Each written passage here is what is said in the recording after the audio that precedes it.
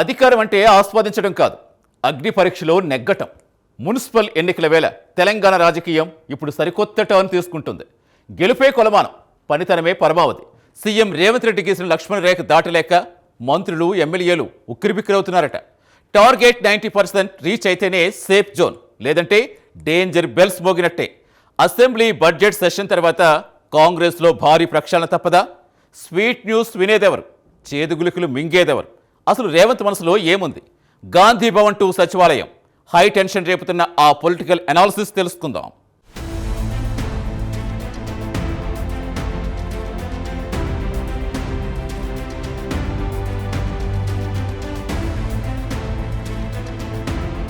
ప్రజాస్వామ్యంలో పదవి అనేది ఆస్వాదించడానికి దొరికిన అవకాశమని భావిస్తే అది మొదటికే మోసం తెస్తుంది. పార్టీ కోసం, ప్రభుత్వం మనుగడ కోసం నిరంతరం శ్రమించే వారికి అందలం దక్కుతుంది తప్ప గెలిచాం కదా అని రిలాక్స్ అయ్యేవారికి కాదు. సరిగ్గా ఇదే సూత్రాన్ని ఇప్పుడు తెలంగాణ ముఖ్యమంత్రి రేవంత్ రెడ్డి తన పార్టీ శ్రేణులకు, సీనియర్ నేతలకు బలంగా వినిపిస్తున్నారు. ప్రస్తుతం రాష్ట్రంలో మున్సిపల్ ఎన్నికల నగారా మోగుతున్న వేళ అధికార పార్టీలో అంతర్గత రాజకీయాలు రసవత్తరంగా మారాయి. పదవులు అనుభవిస్తున్న వారు, కొత్తగా పదవులు ఆశిస్తున్నవారు, ఇలా అందరూ ఇప్పుడు ఒకే తాటిపై నడవాల్సిన పరిస్థితి. ఎందుకంటే రాబోయే రోజుల్లో ఎవరి భవిష్యత్తు అయినా సరే వారు ఇప్పుడు క్షేత్రస్థాయిలో చూపించే పనితనం మీదనే ఆధారపడి ఉంటుంది.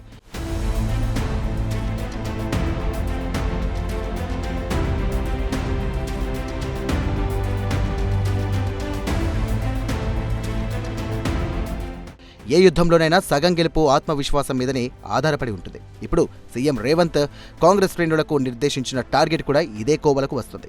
మున్సిపల్ ఎన్నికల్లో ఏకంగా 90% స్థానాలను కైవసం చేసుకోవాలన్నది ముఖ్యమంత్రి లక్ష్యం.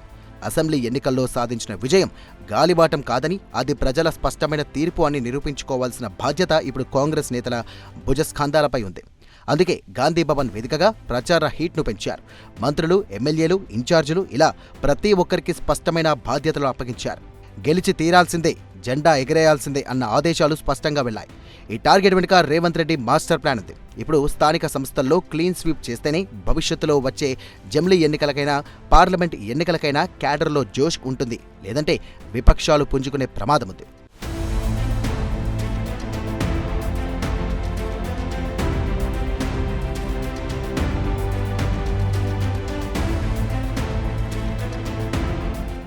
రాజకీయాల్లో రివార్డులు, పనిష్మెంట్ల పదాలపై ఇప్పుడు తెలంగాణ కాంగ్రెస్లో ఇదే చర్చ జోరుగా సాగుతోంది. అధిష్టానమిచ్చిన టార్గెట్ను రీచ్ అయిన నాయకులకు స్వీట్ న్యూస్ అందించబోతోంది. అంటే వారికి పదోన్నతులు, కీలక బాధ్యతలు లేదా నామినేటెడ్ పదవులు దక్కే ఛాన్స్ ఉంది. అయితే ఇదే సమయంలో పనితనం చూపించని వారికి, గ్రూప్ రాజకీయాలను ప్రోత్సహించిన వారికి మాత్రం చేదు వార్తలు తప్పేలా లేవు. ఫలితాల తర్వాత ప్రగతి భవన్ నుండి గాంధీ భవన్ వరకు లెక్కలన్నీ మారిపోనున్నాయి. పనిచేసేవాడికే పట్టం అన్న నినాదంతో రేవంత్ రెడ్డి ముందుకు వెళ్తున్నారు. గెలుపు గుర్రాలకు మాత్రమే రేసులో చోటు ఉంటుందని, చతికిల పడేవారికి విశ్రాంతి తప్పదని చెప్పకనే చెబుతున్నారు. ఇది ఇప్పుడు మంత్రులు, ఎమ్మెల్యేల్లో గుబులు రేపుతోంది. తమ నియోజకవర్గాల్లో, తమ పరిధిలోని మున్సిపాలిటీలలో పార్టీని గెలిపించుకోలేకపోతే తమ సీటుకే ఎసరు వస్తుందేమోనన్న భయం ఇప్పుడు వారిని వెంటాడుతోంది.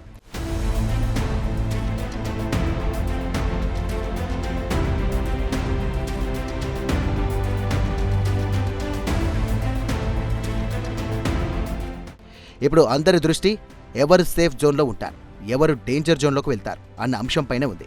ముఖ్యమంత్రి దగ్గర ప్రతి నాయకుడి ప్రోగ్రెస్ కార్డు సిద్ధంగా ఉంది. సర్వేల నివేదికలు, ఇంటెలిజెన్స్ సమాచారం, క్షేత్రస్థాయి పరిశీలన, ఇలా అన్ని కోణాల్లో నేతల పనితీరును మదింపు చేస్తున్నారు. తమ పరిధిలోని స్థానిక సంస్థలను కూడా క్లీన్ స్వీప్ చేయగల సత్తా ఉన్నవారికే నిజమైన లీడర్లు అని సీఎం భావిస్తున్నారు. ఇచ్చిన టార్గెట్ను పూర్తి చేసిన వారు ఆటోమేటిక్గా హ్యాపీ అండ్ సేఫ్ లైన్లోకి వెళ్తారు. కానీ అలసత్వం ప్రదర్శించిన వారు, వర్గపోరుతో పార్టీకి నష్టం చేసేవారు మాత్రం ఖచ్చితంగా రిస్క్లో పడ్డట్టే. మంత్రులైనా, సీనియర్ ఎమ్మెల్యేలైనా, నియోజకవర్గ ఇన్ఛార్జీలైనా సరే ముందు నుయ్యి వెనక గొయ్యి అన్న చందంగా వారి పరిస్థితి మారనుంది. ఫలితాలు రాకముందే కొందరికి పరోక్ష హెచ్చరికలు వెళ్లినట్టుగా కూడా సమాచారం.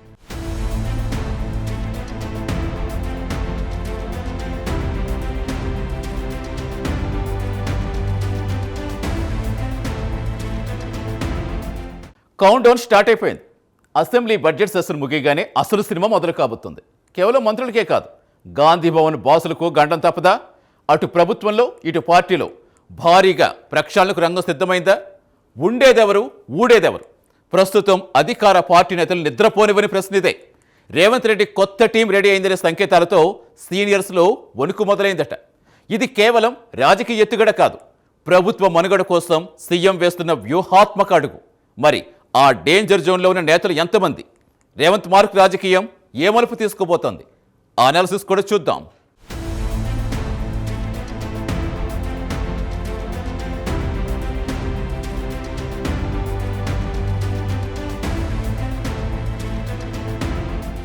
విశ్లేషకుల అంచనా ప్రకారం ఈ నెలాఖరులో జరగబోయే పరిణామాలు చాలా కీలకంగానున్నాయి.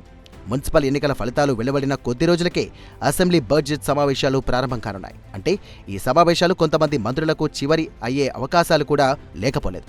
అంటే ప్రభుత్వం పూర్తిస్థాయిలో పాలనపై పట్టు సాధించిన తరుణంలో మంత్రివర్గ విస్తరణ లేదా ప్రక్షాళన ఉంటుందని భావిస్తున్నారు.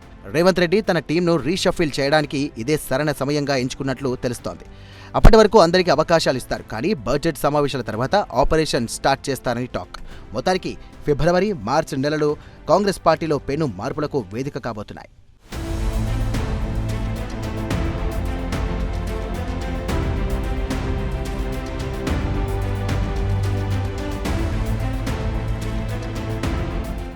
ఈ ప్రక్షాళన కేవలం మంత్రులకే పరిమితం కాదు, టీపీసీసీకి కూడా వర్తిస్తుంది. ప్రభుత్వం ఎంత బాగా పనిచేసినా దానిని ప్రజల్లోకి తీసుకెళ్లే పార్టీ వ్యవస్థ బలంగా లేకపోతే అది వృధా ప్రయాస అవుతుంది. అందుకే మున్సిపల్ ఎన్నికల ఫలితాల ప్రభావం టీపీసీసీ కమిటీల కూర్పుపై కూడా స్పష్టంగా పడనుంది. పుర ఎన్నికల్లో ఆశించిన మేర ఫలితాలు రాకపోతే దానికి బాధ్యులైన పార్టీ ఆఫీస్ బేరర్లపై వేటు తప్పదు. జిల్లాల వారీగా పార్టీ అధ్యక్షులు, కార్యదర్శుల పనితీరును కూడా ఈ ఎన్నికలే నిర్ణయిస్తాయి. రేవంత్ రెడ్డి ఏకకాలంలో అటు ప్రభుత్వాన్ని, ఇటు పార్టీని పరుగులు పెట్టించాలనుకుంటున్నారు. ప్రభుత్వంలో ఉన్నవారిని పార్టీ బాధ్యతల నుండి తప్పించడం, పార్టీలో చురుగ్గా ఉన్నవారికి ప్రభుత్వం నామినేటెడ్ పదవులు ఇవ్వడం వంటి బ్యాలెన్సింగ్ యాక్ట్ ఈ ఎన్నికల తర్వాతే జరగనుంది. అంటే ఎన్నికల ఫలితాల ఆధారంగా కొత్త సైన్యాన్ని తయారు చేసుకోవాలన్నది ప్లాన్.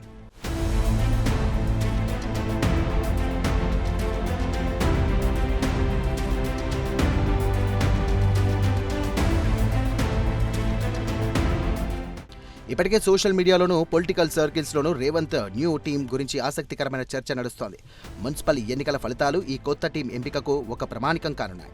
ఎవరైతే క్షేత్రస్థాయిలో ప్రజాకర్షణ కలిగి ఉన్నారో, ఎవరైతే ప్రతిపక్షాల విమర్శలను తిప్పికొట్టి ఓట్లు రాబట్టగలిగారో వారికే రేవంత్ రెడ్డి కొత్త టీంలో చోటు దక్కనుంది. ముఖ్యంగా సామాజిక సమీకరణలను దృష్టిలో ఉంచుకుని పనితరం ఆధారంగా ఇక మంత్రివర్గంలోకి కొత్త వారిని తీసుకునే అవకాశం ఉంది. గెలిచినోడిదే రాజ్యం, ఓడినోడికి పరాభవం అన్నట్టుగా ఈ ఎన్నికల్లో తమ సత్తా చాటిన వారికే భవిష్యత్తులో రాజకీయంగా రెడ్ కార్పెట్ వెల్కమ్ ఉంటుంది. అందుకే పోలింగ్ బూతుల మేనేజ్మెంట్ పైనే నేతలు ఇప్పుడు దృష్టి పెడుతున్నారు.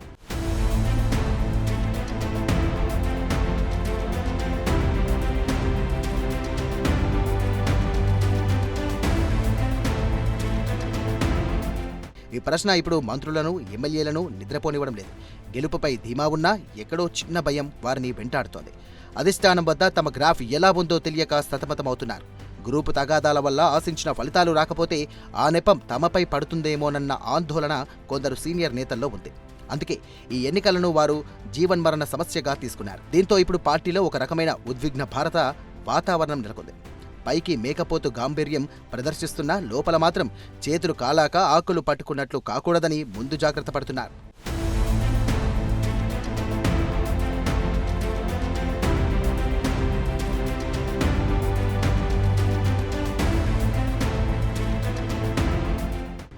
అసలు రేవంత్ రెడ్డి ఎందుకింత కఠినంగా వ్యవహరిస్తున్నారు? ఎన్నికలైన వెంటనే మంత్రులకు వార్నింగ్లు, టార్గెట్లు ఎందుకు విధిస్తున్నారు అంటే దానికి సమాధానం ఒకటే: ప్రభుత్వ మనుగడ, స్థిరత్వం. తెలంగాణలో ఏ చిన్న అవకాశం దొరికినా ప్రభుత్వాన్ని ఇరకాటంలో పెట్టడానికి ప్రతిపక్షాలు కాచుకొని ఉన్నాయి. ఇలాంటి సమయంలో ప్రభుత్వం మీద కానీ, పార్టీ మీద కానీ పట్టు సడలితే అది దీర్ఘకాలంలో నష్టం చేకూరుస్తుంది. అందుకే మంత్రులు, నేతలు నిరంతరం ప్రజల్లో ఉండాలి, ప్రజల నాడిని పట్టుకోవాలి అని ముఖ్యమంత్రి కోరుకుంటున్నారు. మున్సిపల్ ఎన్నికలు అనేవి ప్రభుత్వ పనితీరుకు ఒక రెఫరెండం లాంటివి. ఇక్కడ తేడా వస్తే అది పాలనపై ప్రభావం చూపుతుంది. అందుకే కఠిన నిర్ణయాలు తీసుకుని అయినా సరే వ్యవస్థను గాడిలో పెట్టాలని సీఎం భావిస్తున్నారు. ఇది రాజకీయ అవసరం. పార్టీని రెండో టర్మ్ కూడా బలంగా ఉంచాలనే ముందు చూపుతో వేస్తున్న అడుగులివి.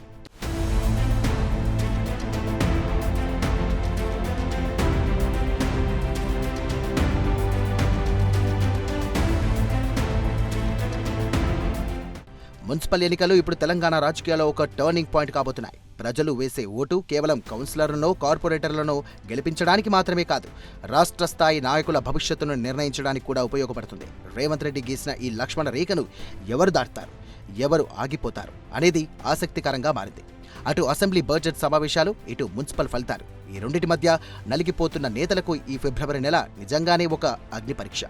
పదవి శాశ్వతం కాదు, పనితనమే శాశ్వతం అని నమ్మే రేవంత్ రెడ్డి తన కొత్త టీంతో తెలంగాణ రాజకీయ ముఖచిత్రంపై ఎలాంటి ముద్ర వేస్తారో వేచి చూడాలి. ఏది ఏమైనా రాబోయే రోజుల్లో కాంగ్రెస్ పార్టీలో ప్రభుత్వంలో భారీ కుదుపులు మాత్రం ఖాయంగా కనిపిస్తున్నాయి. ఇప్పుడు వెలువడిది స్వీట్ న్యూసా లేక చేదు వార్త అనేది కాలమే నిర్ణయిస్తుంది.